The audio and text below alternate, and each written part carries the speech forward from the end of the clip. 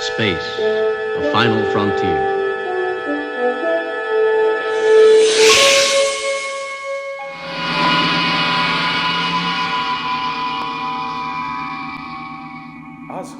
This isn't Riser. We're supposed to be on the Pleasure Planet. I haven't got a clue what you're saying, mate. Who are you supposed to be?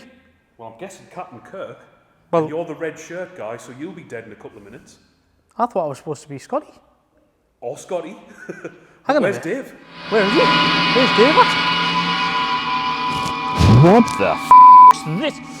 Ah! So, where's Dave gone? No idea. You know Dave works on his own time. He'll be along shortly, I'd imagine. So why are we here, anyway? Well, John, I'm glad you said that. These are the voyages of the starship Enterprise. Its 5-year mission to explore. Hi everyone, welcome to another GTR Heritage Centre YouTube video. Today I want to talk about a high mileage R35 GTR.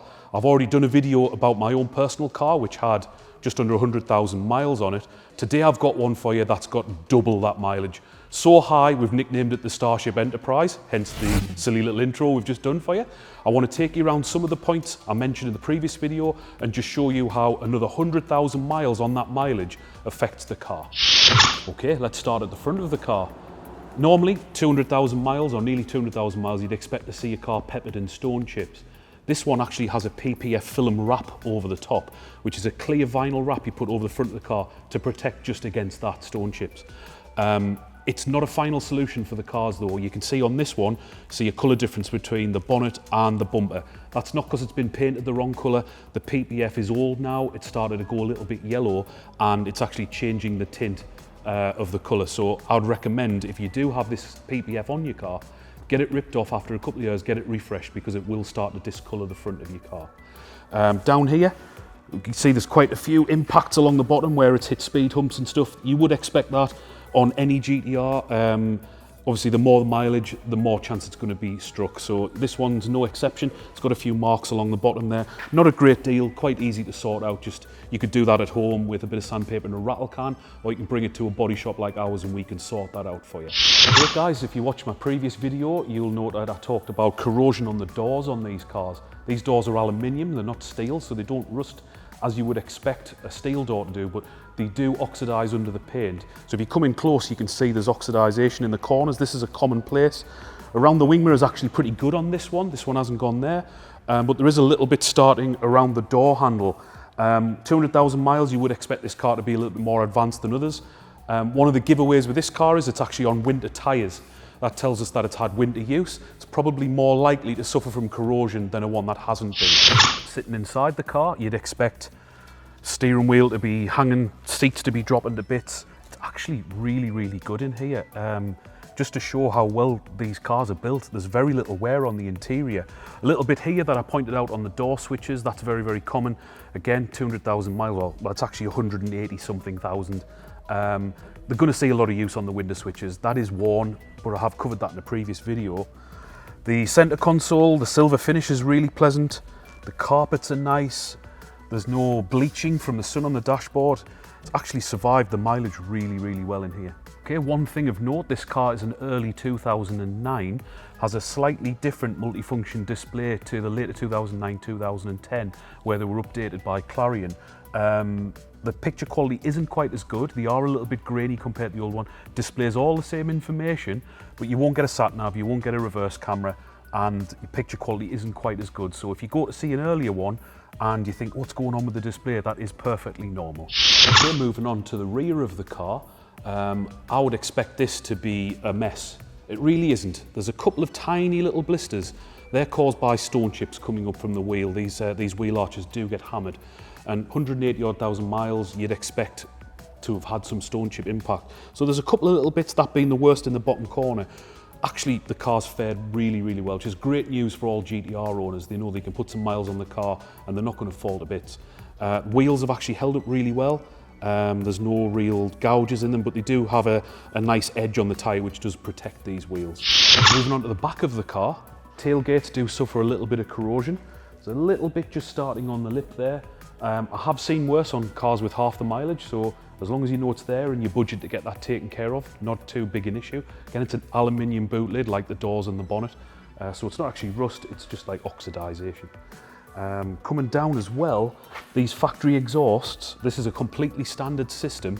They don't seem to fare too well with the mileage. We've tried scrubbing these up. This is as nice as we're going to get them.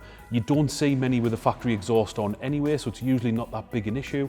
But with this one, it is a little bit scabby, and this is as nice as you're going to be able to make it look. So on a high mileage one, do have a look at the exhaust.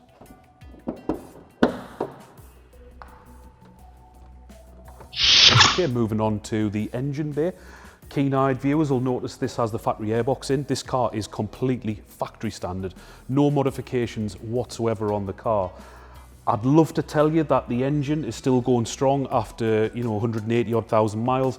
Truth is, it actually had a full engine rebuild at a company called Litchfield's around halfway through that mileage, so the engine has been rebuilt. This one actually was fitted with forged pistons while it was apart, so technically a little modification, but definitely not a power upgrade on the car. So conclusion, what do I think of the car? I think it's in really, really good condition. I wish I had more to show you guys and girls out there about what to look for on a super high mileage car, but the truth is there just isn't that much to show you on it. The car's fared really, really well. It's a credit to its former owner. I know the service history is impeccable. He spent a lot of money keeping the car in good order, and it really does show. Don't be scared to put some miles on your car. Enjoy them.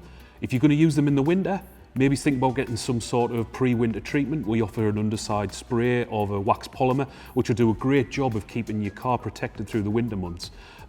Give us a call if you're interested in getting that done. I think the next thing to do is take this out for a drive and show you guys what it's like on the road. Yeah, seriously, man, this is a nice. It's tight as well, isn't it? I mean, for like a car that's done 180,000 miles, it's just nice. It's tight. It drives nice. You know what it is? Even the winter tyres don't sound that noisy. Yeah, you get a little bit of road noise when you're sort of at cruising speed, like you're 70 mile an hour. But yeah, the winter tyres, what do you expect from them? Do you want grip in the cold weather or not? You know, it's exactly.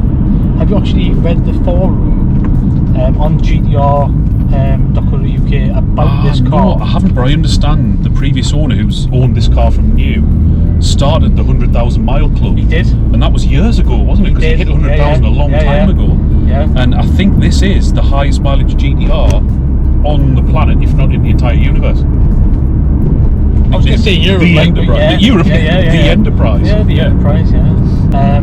And I think I got to the page where it was 150,000 miles, and he had spent £49,000 on servicing, repairs, and tyres. £49,000. So almost the price of the car again, because this would have been 53,000 new. He bought the car 53,000. I think it was 53,500 he paid for the car. Yeah. So it was a Middlehurst supplied car originally. Middlehurst supplied car for us. We and Peter have driven into what I can only describe as a total cluster headhouse. Oh yes. Yeah, I can see yellow lights, blue lights, red lights. Yeah, definitely. Might be here a while. Might be here a while. Yeah. Do you think of our little intro on the video, little sci-fi theme there? I liked it. Yeah. I bet this can do the Kessel Run at 14 parsnips. Well, it's parsec. Alright. And it was 12. Alright, well, I'm sorry, I've never really sort of watched Star Trek. And it's Star Wars, that quote, mate. But good on you for trying. I know you're not a sci-fi fan. What's the difference? Star Trek, Star Wars? Oh, don't even start. Serious? It's that age-old debate. But just in case we haven't added enough cheese, would you like a piece of Cathedral City? Yes, sir. Yes, I would. Don't mind if we do. Excuse me, everybody. I'm just going to do a fully legal manoeuvre in a 35 GTR. Exited the cluster.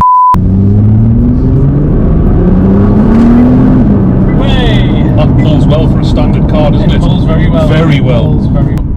It drives just nice. It probably drives just how it sort of rolled out of the showroom, I think. Yeah. I mean, it has had a gearbox rebuild as well at some point in its history, hasn't it? Yeah. So it's had an engine build, which is what they call a half forge, like a semi-forge. So Yeah, I think it went to Litchfields and I basically had a full build with their... I don't know why you would specify a semi-forge on a standard car. Maybe it's a case of they had an engine ready, wanted to get back on the road quick. But I think the biggest thing that could potentially kill one of these is letting it rust away by using it throughout the winter. You can use them in the winter, but you've got to protect them because these aren't under-sealed.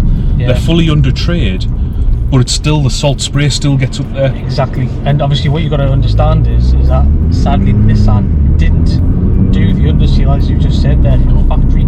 It pretty much left with the same protection that an R32 or an R33 GTR left from factory. Which 30 years later we're sweeping them up off the floor. Exactly. There's no reason why a car like this one, if not protected, in another 15 years time is going to be seeing a dustpan and brush underneath it. Exactly, yes. So maybe a shout out to our friends in China for their incredible manufacturing of this extra large Kirk outfit that you know, would be saggy on a gorilla.